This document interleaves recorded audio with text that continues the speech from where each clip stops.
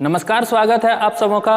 आज जो हम टॉपिक स्टार्ट कर रहे हैं वह झारखंड की कला एवं संस्कृति से संबंधित है। झारखंड के कला एवं संस्कृति से संबंधित जो टॉपिक है वो है आज का झारखंड के चित्रकला व शिल्पकला। ये टॉपिक आपके एग्जाम के लिए बहुत ही महत्वपूर्ण है। इससे क्वेश्चन बनते हैं, चाहे कोई एग्जाम हो, चाहे झारखंड सीजीएल हो, चाहे झारखंड पुलिस हो, झारखंड दरोगा हो, झारखंड वनरक्षी हो, झारखंड उत्पाद सिपाही हो, यहाँ तक कि जेपीएससी में भी यहाँ से सवाल बनता है। आइए देखते हैं। स्टार्ट करने से पहले थोड़ा सा चित्रकला के विषय में जानते हैं कि चित्रकला होता क्या है।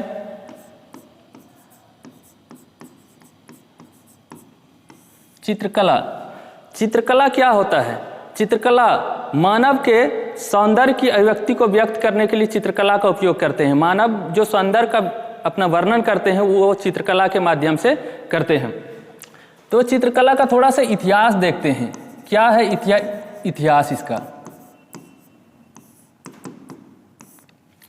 इतिहास पे चर्चा करेंगे तो ये जो चित्रकला है इसका आपको बहुत ही पुराना इतिहास मिलेगा। कब का इतिहास मिलेगा?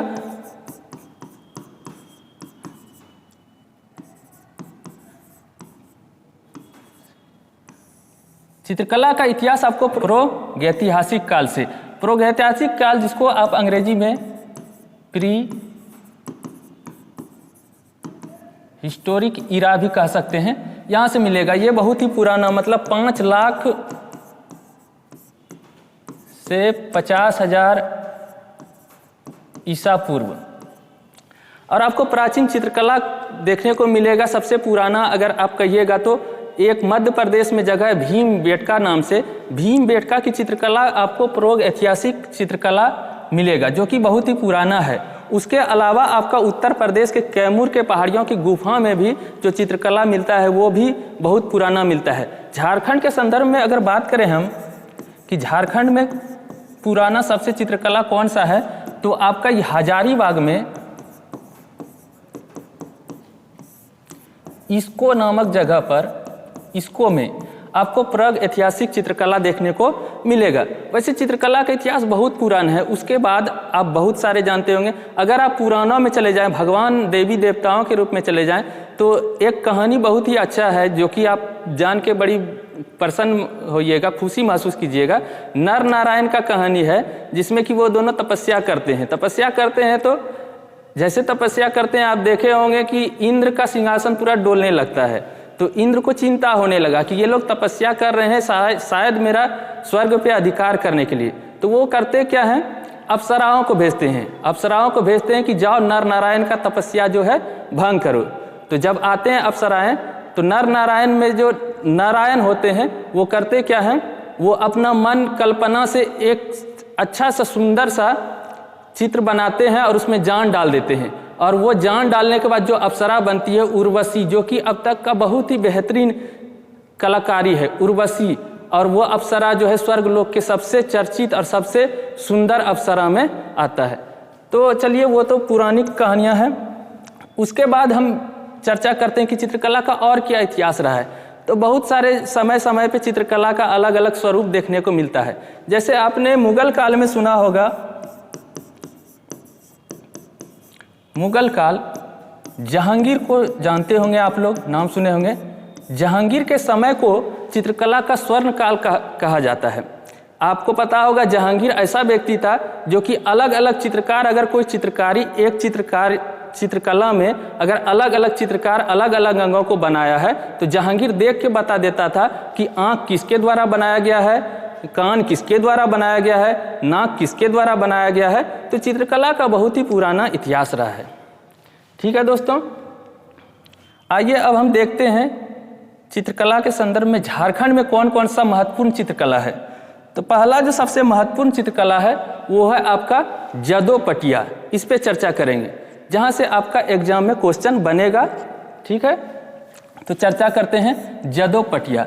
जैसा कि आप नाम देख रहे हैं ये जदो और पटिया से मिलके बना हुआ है। अब क्या होता है जदोपटिया चित्रकला, थोड़ा सा इसको भी हम देख लेते हैं क्या होता है। उसके बाद हम आएंगे पॉइंट टू पॉइंट हम डिस्कस करेंगे।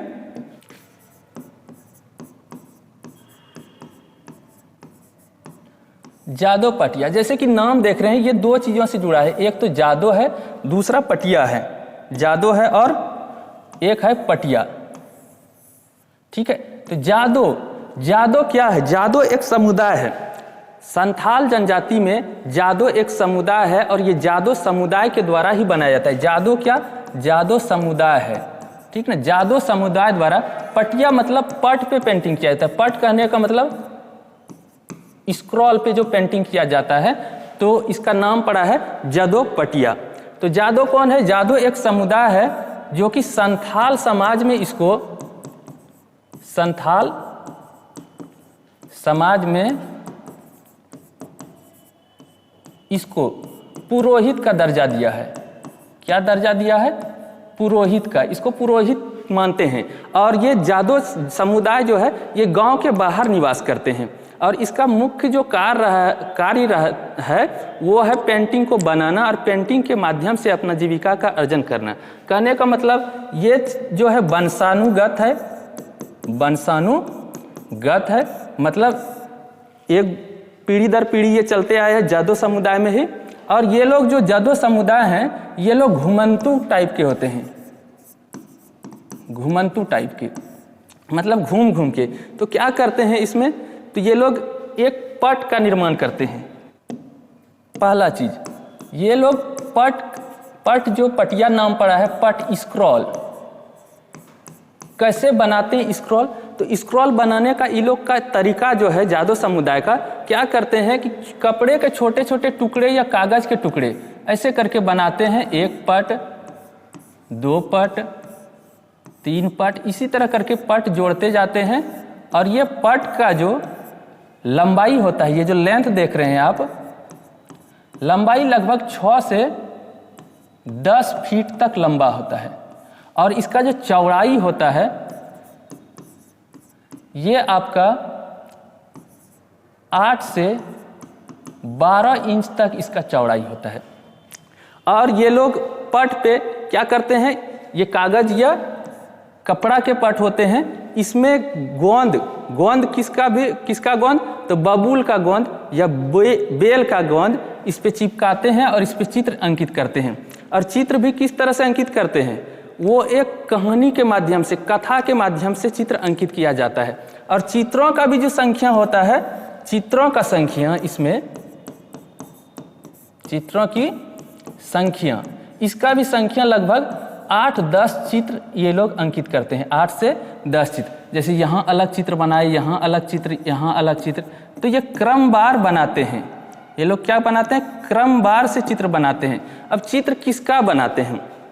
सवाल है कि चित्र बनाते किसका है? तो ये लोग जो है, जैसे कि संथाल समाज का उत्पत्ति कैसे हुआ है, संथाल की उत्पत्ति कैसे हुआ है, संथाल समाज के रीति रिवाज क्या है, संथाल समाज के रीति रिवाज, उसके अलावे जैसे कि जन्म मरण पे आधारित ये लोग कथा के अनुसार चित्र बनाते हैं। उसके अलावे यमराज का जो दंड विधान है उस पे कथा के अनुसार ये लोग बनाते हैं चित्र। उसके अलावे कुछ देवी देवताओं जैसे कि महाभारत रामायण का भी, महाभारत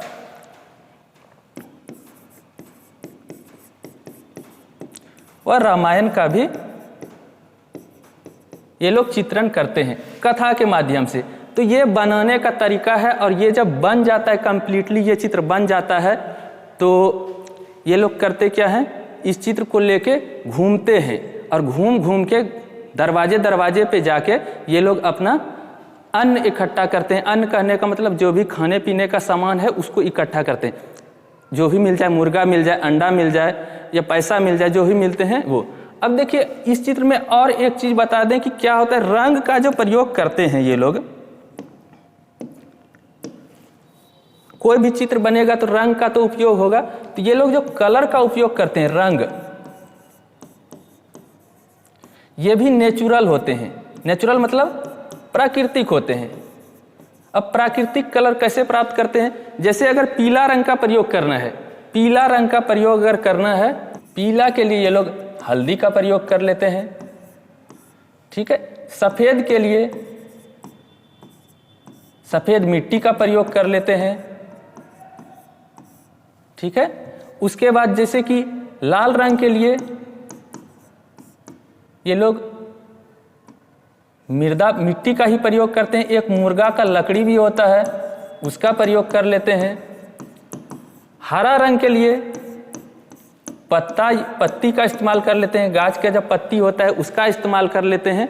ये सब तरीका से चित्र को बनाया जाता है। और एक इस चित्र में, जदोपटिया चित्र में खासियत क्या होता है, ये लोग बॉर्डर बहुत ही बेहतरीन तरीका से, जो भी चित्र बनता है उसके चारों साइड बॉर्डर बनाता है। बॉर्डर को बहुत ही बेहतरीन तरीका से ये लोग बनाते हैं, ठीक है। तो मेरे ख्याल से ये आप समझ गए होंगे, ठीक है दोस्तों। आइए अब एकदम टॉपिक पे आते हैं, पॉइंट बाई पॉइंट, कि क्वेश्चन क्या क्या बनता है जो इम्पोर्टेंट है। यहाँ से भी क्वेश्चन बन सकता है, पूछ देगा आपको कि पटों पे निर्माण कौन सा चित्रकला किया जाता है, तो जदोपटिया। आइए देखते हैं, एक एक करके डिस्कस करते हैं। पहला पॉइंट, जदोपटिया चित्रकला का संबंध पूछेगा कौन सा जनजाति से है, तो संथाल जनजाति से। डायरेक्ट क्वेश्चन पूछेगा कि जदोपटिया चित्रकला का संबंध बताइए निम्नलिखित में किस जनजाति से है, तो संथाल जनजाति से। इसको आप याद रखिएगा, नोट डाउन भी कर लीजिएगा। अगला पॉइंट, यह चित्रकला संथालों के समाज के उद्भव, विकास, रहन सहन, रीति रिवाज, धार्मिक विकास और नैतिकता को व्यक्त करती है। अभी जस्ट हम चर्चा किए इस पे। इसमें जो प्रयोग करता है, अभी हम तुरंत बताए कि छोटे कपड़ों या कागज के टुकड़ों का प्रयोग कर मोड़कर अंकित किया जाता है, मतलब पट बनाया जाता है, उसी पट पे चित्रकारी किया जाता है। अगला पॉइंट जो है, इस चित्र की रचना करने वाले को संथाली भाषा में क्या बोलते हैं, जदो। एकदम इसको याद रखिएगा, एकदम वेरी वेरी इंपॉर्टेंट है। पूछेगा कि जो जदोपटिया चित्रकला का निर्माण किया जाता है उसको संथाली भाषा में क्या बोला है, तो वैसे भी नाम में छिपा हुआ है, तो क्या बोलते हैं, जदो बोलते हैं। यह चित्रकला संथाल परगना में, खासकर दुमका जिला में अत्यंत प्रसिद्ध है। तो पूछेगा कि जदोपटिया चित्रकला जो है झारखंड के किस जिले में प्रचलित है, तो झारखंड के किस जिले में अगर पूछ दे तो दुमका जिला, अगर पूछ दे किस प्रमंडल में प्रचलित है तो आपका संथाल परगना प्रमंडल। देखिए कुछ पेंटिंग भी ये लोग जदोपटिया का बना हुआ पेंटिंग है, इसको भी आप देख सकते हैं। ये सब जदोपटिया पेंटिंग है। जैसे 2-4 पेंटिंग हम आपके लिए लाए हैं, यहाँ पे 2, 3, 4 पेंटिंग है, आप देख सकते हैं। इसमें जैसे कि दिखाया गया है, इसमें कृष्ण को दिखाया गया है, कृष्ण की लीलाओं को। देखिए बॉर्डर भी है, ये भी है संथाल समाज की, ये फोक डांस से तहत है, ये भी है, तो आप इसको देख सकते हैं। अगला ही बहुत ही महत्वपूर्ण है, और ये कौन सा है, कोहबर चित्रकला। इसका भी देखिए, ये जो कोहबर है ये भी 2 चीज़ों से बना है, इस जगह तोड़ दीजिए। एक तो कोह हो गया, दूसरा हो गया बर। और कोह मतलब क्या होता है, कोह का मतलब अगर पूछा जाए तो कोह का मतलब होता है गुफा, और बर मतलब क्या होता है, बर का मतलब होता है दूल्हा। क्या होता है, कोहबर। तो इसका सामान्य अर्थ, शाब्दिक अर्थ क्या है, गुफा में विवाहित जोड़ा। मतलब नाम से ही पता चल रहा है, कोह मतलब गुफा, बर मतलब दूल्हा। तो कोहबर का सामान्य अर्थ या शाब्दिक अर्थ क्या होता है, गुफा में विवाहित जोड़ा। डायरेक्ट क्वेश्चन पूछ देगा कि कोहबर का शाब्दिक अर्थ बताइए क्या होता है, तो क्या होता है, विवाहित जोड़ा। कोहबर के चित्रों का जो विषय सामान्यतः होता है वो सांकेतिक रूप से प्रजनन, स्त्री पुरुष संबंध, जादू टोना से संबंधित होता है। इसका जो विषय होता है मेन, कोहबर का चित्रकला जो किया जाता है, कोहबर चित्रकला, इसमें विषय को यही सब चीज को ध्यान में रखा जाता है। पहला प्रजनन को ध्यान में रखा जाता है, स्त्री पुरुष का संबंध इसमें दर्शाया जाता है, जादू टोना दर्शाया जाता है। और बता दें, इसमें जो घर आंगन में विभिन्न आकृति बनाया जाता है वो ज्यामितीय आकृति होता है। ज्यामितीय आकृति कहने का मतलब जैसे कि अर्धगोलाकार बना दिया, वर्गाकार बना दिया, त्रिभुजाकार बना दिया, इस तरह का आकृति बनाया जाता है। उसके अलावे फूल पत्ती, पेड़ पौधे, नर नारी इत्यादि को दर्शाया जाता है। और बता देते हैं इसमें और क्या किया जाता है कि ये प्रजनन या स्त्री पुरुष का संबंध या जादू टोना से संबंधित कुछ पक्षियों का चित्रण किया जाता है जो वंश के लिए वृद्धि हो, जो वंश में वृद्धि करे। जैसे वंश वृद्धि के लिए आप लोग जानते होंगे, गांव समाज में बोलता है कि वंश वृद्धि के लिए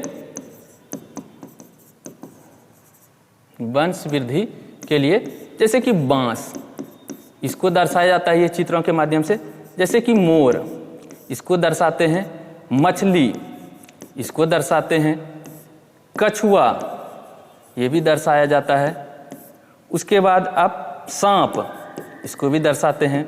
ठीक है दोस्तों, कमल का फूल, ये सब भी इनके चित्रों में दर्शाया जाता है।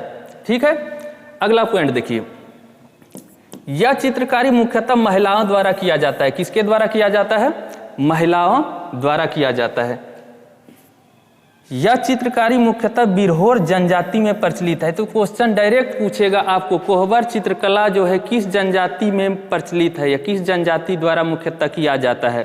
करते हैं और जनजाति भी, लेकिन मुख्यतः प्रचलित है बिरहोर जनजाति में। और हजारीबाग में जो कोहबर चित्रकला है, इसको भव्य रूप में बनाया जाता है। परमंडल कहिए तो उत्तरी छोटा नागपुर, हजारीबाग में कोहबर को भव्य रूप में बनाया जाता है। अब इसका कुछ विधि बताते हैं कि आखिर कैसे बनाता है।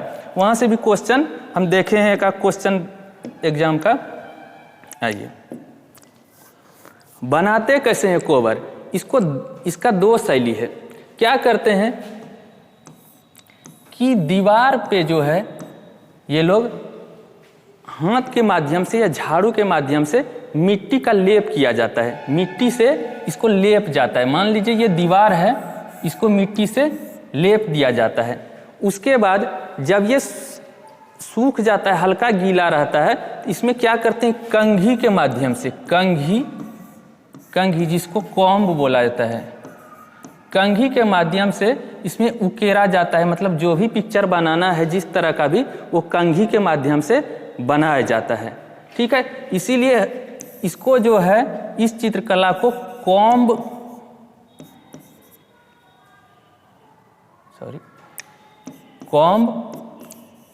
कट चित्रकला भी। एक क्वेश्चन हम देखे थे, किसी एग्जाम में पूछा था कि कॉम्ब कट क्या है। 4 ऑप्शन दे दिया था, लोक नृत्य, लोकगीत, लोकनाट्य, चित्रकला।